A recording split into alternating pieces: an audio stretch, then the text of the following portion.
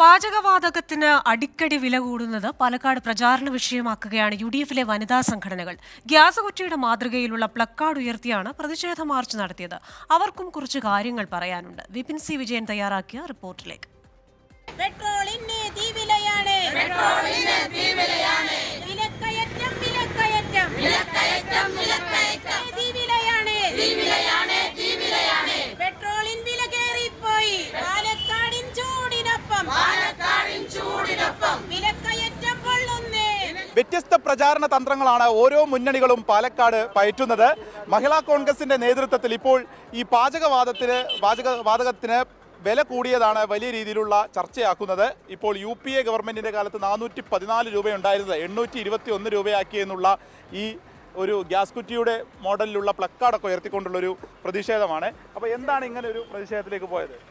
ഗ്യാസിന്റെ വില UPA ഭരിക്കുന്ന സമയത്ത് 415 രൂപ ഉണ്ടായിരുന്നു. എന്തായാലും സബ്സിഡി വന്നിരുന്നു നമുക്ക്.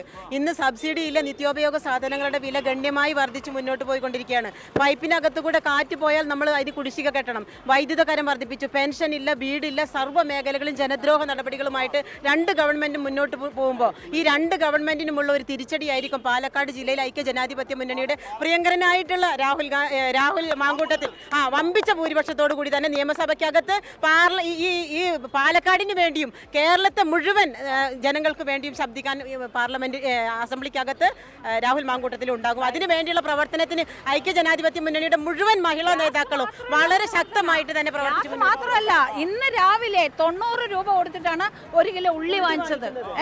60 രൂപയാണ് 1 കിലോ തക്കാളിയുടെ വില. 45 രൂപയാണ് 1 കിലോ അരിയുടെ വില. പാവപ്പെട്ട വീട്ടമ്മ പച്ചക്കറിയുടെ മോഡലിലുള്ള പ്ലക്കാർഡും കൂടി വേണ്ട അവസ്ഥയാണ്. ആയിരുന്നു. ഇത് മാത്രമായിരുന്നില്ല, ഗ്യാസ് മാത്രമല്ല, പച്ചക്കറി എല്ലാം വില വർധന.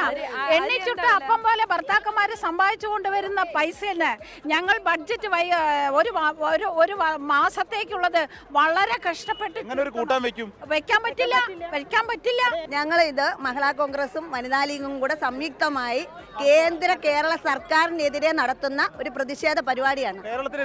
അതെ, കേരളത്തിൽ ഇപ്പൊ നടന്നുകൊണ്ടിരിക്കുന്ന വിലക്കയറ്റം. നമ്മളൊക്കെ സാധാരണ കുടുംബത്തിൽപ്പെട്ട ഞങ്ങളൊക്കെ സ്ത്രീകളാണ്. ഞങ്ങൾ ഒരു കുടുംബം എങ്ങനെയാണ് കൊണ്ടുപോകുന്നതിന്റെ പ്രയാസം ഞങ്ങൾക്കറിയാം.